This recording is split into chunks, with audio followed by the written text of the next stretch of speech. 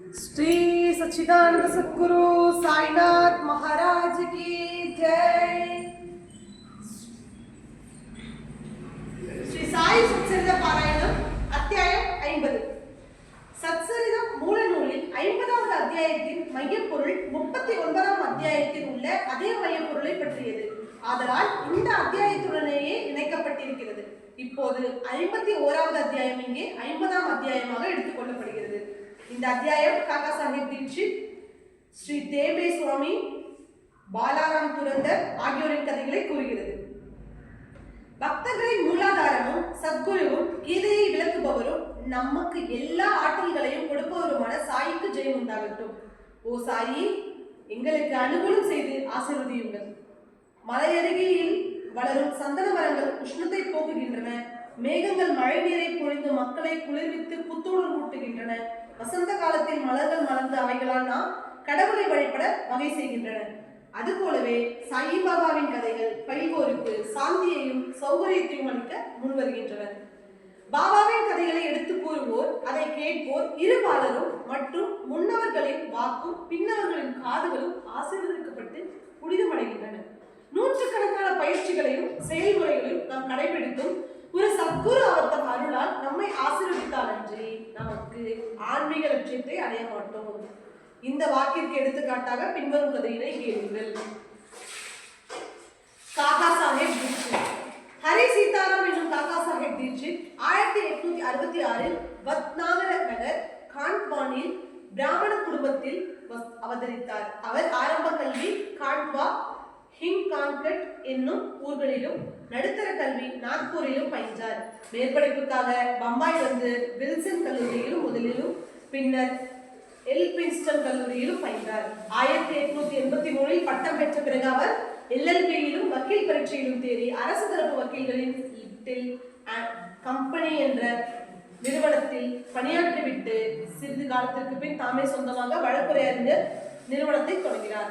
1909ஆம் ஆண்டுக்கு முன்னர் சாயிபாபாவின் பெயர் காக்கா சாஹிப் தீட்சித்துக்கு தெரியாமல் இருந்தது. ஆனால் அதற்கு பின் அவர் பாபாவின் ஒரு பெரும் பக்தராக ஆனார். லோனாவாலில் தங்கியிருந்த போது தனது பழைய நண்பரான நானா சாஹிப் சாந்தோக்கரை சந்திக்க நேர்ந்தது. பல விஷயங்களை பற்றி பேசுவதில் இருவரும் சிறிது நேரத்தை செலவழித்தனர். காக்கா தாம் லண்டனில் ஒரு ட்ரெயினில் போய்கொண்டிருக்கும் போது எங்கனம் ஒரு விபத்து நேரிட்டு தனது பாதம் நழுவி காயமடைந்தார் என்று அவருக்கு விளக்கினார். நூற்றுக்கணக்கான சிகிச்சைகள் செய்தும் எதுவும் அவருக்கு பலனை அளிக்கவில்லை. நானா சாஹிப் அவரிடம் அவர் தம் காலின் ஊனத்தையும் வலியையும் நீக்கிக் கொள்ள விரும்பினால் தனது சத்குரு சாய்பாபாவிடம் செல்ல வேண்டும் என்றார். மேலும் சாய்பாபாவை பற்றிய முழு விபரத்தையும் அவர் காக்காவுக்கு கொடுத்து சாய்பாபாவின் மகா வாக்கியமான எனது மக்களை நெடுந்தொலைவில் இருந்தும் 7 கடலுக்கு அப்பால் இருந்தும் கூட குருவியின் காலில் நூலை கட்டி இழுப்பதை போன்று இழுத்து விடுவேன் என்பதை கூறினார். பாபாவின் ஆளாயில் இல்லாவிட்டால் அவர் பாபாவால் கவரப்பட மாட்டார் என்பதையும் தரிசனம் அளிக்கப்பட மாட்டார் என்பதையும் அவர் தெளிவாக்கினார். இவைகளை எல்லாம் கேட்க காக்கா சாஹிப்புக்கு மகிழ்வு பெற்றது. தாம் பாபாவிடம் போவதாகவும் அவரை தரிசித்து பிரார்த்தித்து கால் ஊனத்தை அவ்வளவாக குணமாக்காவிடனும் ஊனமான ஓடித்திரியும் மனதை ஒழுங்காக குணப்படுத்தி தமக்கு எல்லையற்ற பேரின்பத்தை நல்கும்படியும் வேண்டிக் கொள்ளப் போவதாகவும் கூறினார். சில நாட்களுக்கு பிறகு பம்பாய் கீழ்கட்ட சட்டசபையில் தமக்கு ஒரு இடம் கிடைப்பதற்காக ஓட்டுக்கள் பெறும் நோக்குடன் அகமது நகர் சென்று சர்தார் காக்கா சாஹேப் நேரிகருடன் தங்கினார். காக்கா சாஹேப் நேரிகர் அவரின் புதல்வரான பாலா சாஹேப் நேரிகர் என்னும் கோபர்காவனின் மங்களத்தார் அச்சமயத்தில் அகமது நகருக்கு அவ்விடத்தில் நடைபெற்ற குதிரை கண்காட்சியை காணும் பொருட்டு வந்தார். தேர்தல் வேலை முடிந்ததும் தீட்சித் ஷிரடி செல்ல விரும்பினார். தந்தையும் மகனுமாகிய இரு மீறிகர்களும் அவருடன் அனுப்புவதற்கு ஒரு தகுதியான ஒழுங்கான வழிகாட்டியை யாரை அனுப்பலாம் என்று தங்கள் இல்லத்தில் யோசித்துக் கொண்டிருந்தனர். ஷிரடியில் சாயிபாபா அவரின் வரவேற்புக்கான ஏற்பாடுகளை செய்து கொண்டிருந்தார். ஷாமாவுக்கு அவரின் மாமனாரிடமிருந்து ஷாமாவின் மாமியார் தீவிரமாக காய்ச்சலாக இருப்பதையும் ஷாமா தனது மனைவியுடன் அவளை காண அகமது நகர் வர வேண்டும் என்றும் ஒரு தந்தி வந்தது. ஷாமா பாபாவின் அனுமதியுடன் அங்கு வந்து தனது மாமியார் முன்னை விட இப்போது நலமாகி வருவதை கண்டார். நானா சாஹிப் பான்சேயும் அப்பா சாஹிப் கத்ரேயும் அவர்கள் குதிரை கண்காட்சிக்கு போகும் வழியில் ஷாமாவை கண்டு அவரை மீறிகளின் வீட்டிற்கு சென்று காக்கா சாஹிப் தீட்சித்தை பார்த்து ஷிர்டிக்கு அவரையும் உடன் அழைத்து செல்லும்படி கூறினார்கள். காக்கா சாஹிப் தீட்சித்தும் மீறிகர்களும் கூட ஷாமாவின் வருகை தெரிவிக்கப்பட்டது. மாலையில் ஷாமா மீரிகளிடம் வந்தார். அவர்கள் காக்கா சாஹிப் தீட்சித்துக்கு அறிமுகப்படுத்தினர். ஷாமா தீட்சித்துடன் இரவு 10 மணி ரயில் வண்டியில் கோபர்காமுக்கு செல்வதென ஏற்பாடு செய்யப்பட்டது. இது முடிவானதும் ஒரு விசித்திர நிகழ்ச்சி நடைபெற்றது.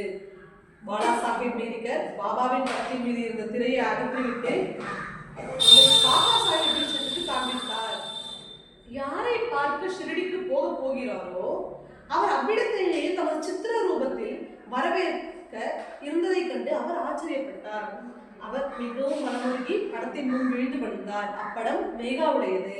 அதன் மேல் உள்ள கண்ணாடி உடைந்து விட்டதால் பழுது பார்க்க அது மீரிகர்களிடம் அனுப்பப்பட்டிருந்தது. தேவையானபடி பழுது பார்க்கப்பட்டு விட்டபடியால் படத்தை இப்போது ஷாமாவிடமும் காக்கா சாஹிபிடமும் அனுப்புவது என்று தீர்மானிக்கப்பட்டது. 10 மணிக்கு முன்னரே அவர்கள் ரயில் நிலையத்திற்கு சென்று நுழைவுச்சீட்டு வாங்கிக் கொண்டனர். ஆனால் வண்டி வந்ததும் 2ஆம் வகுப்பு மிகவும் கூட்டமாக இருப்பதையும் அவர்களுக்கு இடம் இல்லாதிருப்பதையும் அறிந்தனர். அதிர்ஷ்டவசமாக அந்த வண்டியின் கார்டு காக்கா சாஹிப்பின் நண்பராக இருந்தார். அவர்கள் முதல் வகுப்பில் அமர்த்தப்பட்டார்கள். இவ்வாறாக அவர்கள் சௌகரியமாக பிரயாணம் செய்து கோபர்காவில் இறங்கினார்கள். ஷிரடிக்கு செல்ல நானா சாஹிப் அங்கு வந்திருப்பதை அவர்கள் கண்டபோது அவர்களின் மகிழ்ச்சிக்கு எல்லை இல்லை. காக்கா சாஹிப்பும் நானா சாஹிப்பும் ஒருவரை ஒருவர் கட்டி தழுவி கொண்டனர். பிறகு புனித கோதாவரியில் நீராடிய பின்னர் அவர்கள் ஷிரடிக்கு புறப்பட்டனர். அங்கு போய் சேர்ந்து பாபாவின் தரிசனத்தை பெற்றவுடன் காக்கா சாஹிப்பின் மனது உருகியது. அவர் கண்கள் குளமாயின. அவர் மகிழ்ச்சி பெருக்கில் மூன்றடிக்கப்பட்டார். பாபா அவரிடம் தாம் கூட அவருக்காகவே காத்து கொண்டிருந்ததாகவும் அவரை வரவேற்பதாகவே ஷாமாவை முன்னால் அனுப்பியதாகவும் கூறினார். பின்னர் காக்கா சாஹிப் பல சந்தோஷமான வருடங்களை பாபாவின் கூட்டுறவில் கழித்தார். ஷிரடியில் அவர் ஒரு வாடா கட்டினார். ஏற்கனவே அதையே நிரந்தர வாஸ்தவமாக ஆக்கிக் கொண்டனர். பாபாவிடமிருந்து அவர் பெற்ற அனுபவங்கள் எண்ணற்றவையாகலாம். அவைகளை எல்லாம் கூறுவதற்கு இங்கு இடமில்லை. இது குறித்து சாய் லீலா சஞ்சிகையில் காக்கா சாஹிப் தீக்ஷித் சிறப்பு மலரை பார்க்குமாறு வாசகர்கள் கேட்டுக் கொள்ளப்படுகிறார்கள். ஒரே ஒரு உண்மையை கூறி இந்த விஷயத்தை முடித்துக் கொள்கிறோம். பாபா அவரை நான் உன்னை புஷ்பக விமானத்தில் எடுத்துச் செல்கிறேன் என்று கூறியிருந்தார்.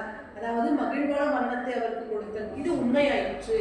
1926ஆம் ஆண்டு ஜூலை மாதம் 5ஆம் தேதி அவர் ஹேமந்த் பந்துடன் ரயிலில் செல்லும் போது சாய்பாபாவை பற்றி பேசிக் கொண்டிருந்தார். அவர் நினைவிலேயே ஆழ்ந்திருந்தார். திடீரென தனது கழுத்தை ஹேமந்த் பந்தின் தோள்களில் சாய்த்து எவ்வித வலியோ அசௌகரியமோ இன்றி காலமானார். அடுத்த கதை ஸ்ரீ தேபே சுவாமி. ஞானிகள் ஒருவருக்கொருவர் சகோதர பாசத்துடன் எங்கனம் நேசித்துக் கொள்கிறார்கள் என்பதை விளக்கும் அடுத்த கதைக்கு வருவோம். ஸ்ரீ வாசுதேவானந்த் சரஸ்வதி என்ற தேபே சுவாமி என்பார் ஒருமுறை ஆந்திராவில் கோதாவரி கரையில் உள்ள ராஜமகேந்திரியில் வந்து தங்கியிருந்தார். அவர் பக்தியும் வைதிகமும் உடைய ஞானியாகவும் யோகியாகவும் இறைவனாகிய தத்தாத்திரேயின் பக்தருமாக விளங்கினார். நிஜாம் ராஜ்யத்தை சேர்ந்த நான்தேவ் நகரின் வக்கீலான ஸ்ரீ புண்டலிக் ராவ் என்பவர் சில நண்பர்களுடன் அவரை காணச் சென்றிருந்தார். அவர்கள் அவரிடம் பேசிக் கொண்டிருந்த போது ஷிரடி சாய்பாபா முதலிய பெரியவர்கள் தற்செயலாக அப்பேச்சின் போது கூறப்பட்டனர். பாபாவின் பெயரை கேட்டதும் சுவாமி கைகளால் வணங்கி ஒரு தேங்காயை எடுத்து அதை புண்டலிக் ராவிடம் கொடுத்து, என் வணக்கங்களுடன் சகோதரர் சாயியிடம் இதை சமர்ப்பித்து விடுங்கள். என்னை மறந்து விடாமல் என் மேல் அன்புடன் இருக்க சொல்லுங்கள் என்றார். மேலும் சுவாமிகள் பொதுவாக யாரையும் வணங்குவதில்லை. ஆனால் இவ்விஷயத்தில் இந்த விதி விலக்கு செய்யப்பட வேண்டும் என்றும் கூறினார். புண்டலிக் ராவ் தேங்காயையும் செய்தியையும் பாபாவிடம் எடுத்துச் செல்ல சம்மதித்தார். பாபாவை சகோதரன் என்று இந்த சுவாமி அழைப்பது சரியே. ஏனெனில் அவருடைய வைத்தீக சம்பிரதாயப்படி அக்னிஹோத்திரம் என்ற புனித நெருப்பு இரவும் பகலும் அவர் காத்து வந்ததைப் போலவே பாபாவும் தமது அக்னிஹோத்திரத்தை, அதாவது துணியை மசூதியில் எப்போதும் எரியவிட்டுக் கொண்டிருந்தார். ஒரு மாதத்திற்கு பின்னர் புண்டலிக் ராவும் மற்றவர்களும் தேங்காயுடன் ஷிரடிக்கு புறப்பட்டு மண்மாட்டை வந்தடைந்தனர். தாகமாக இருந்ததால் ஒரு ஓடைக்கு தண்ணீர் பருகச் சென்றனர்.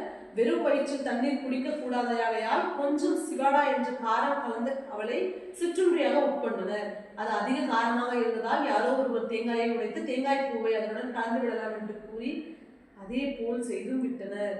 சிவாடாவை அதிக சுவையுள்ளதாகவும் நாவுக்கு ருசியுள்ளதாகவும் செய்து கொண்டனர். துரதிருஷ்டவசமாக அந்த தேங்காய் புண்டலிக் ராவிடம் ஒப்படைக்கப்பட்ட தேங்காயாக இருந்தது.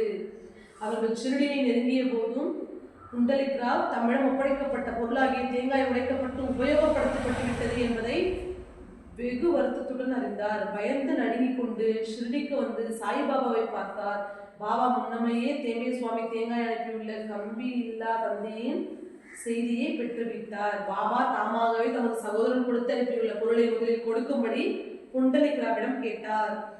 அவர் பாபாவின் பாதங்களை பிடித்துக் கொண்டு தமது குற்றத்தையும் கவனமின்மையையும் கூறி மனம் வருந்தி பாபாவின் மன்னிப்பை வேண்டினார்.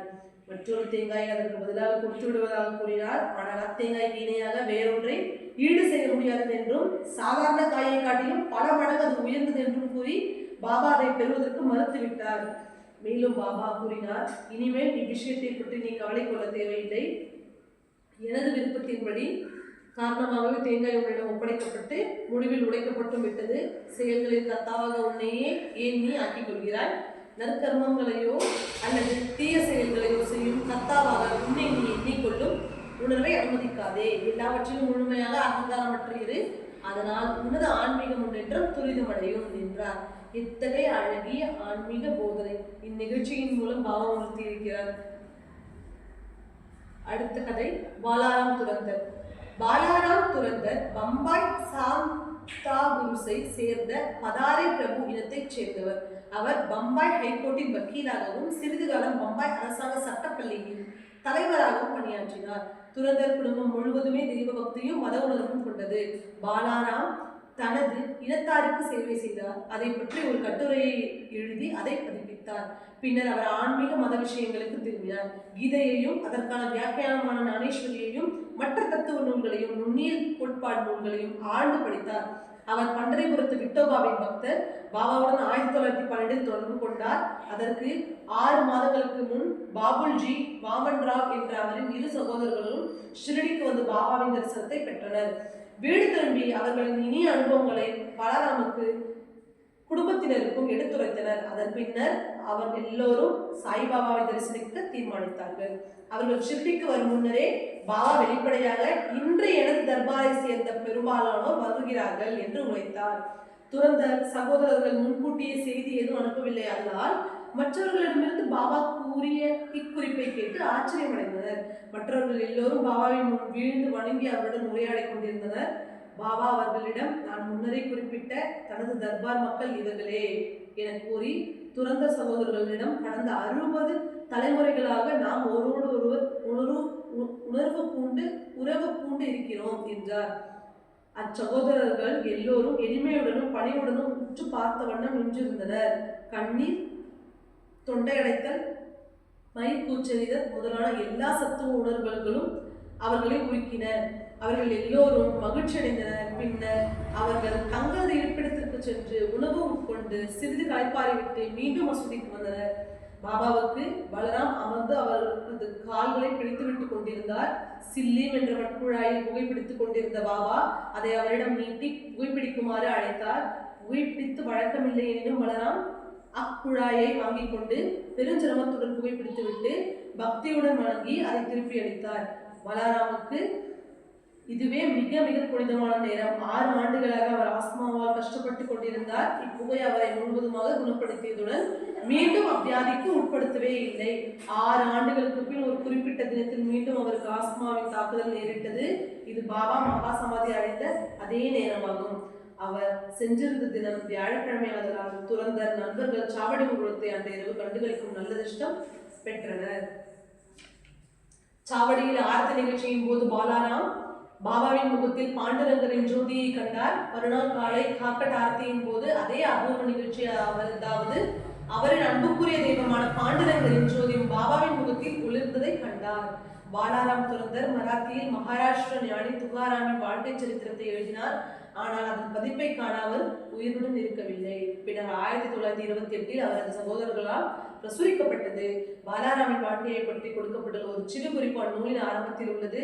பாலாராமை பற்றிய மேற்கூறிய தகவல் அதில் முழுவதுமாக உறுதி செய்யப்பட்டிருக்கிறது.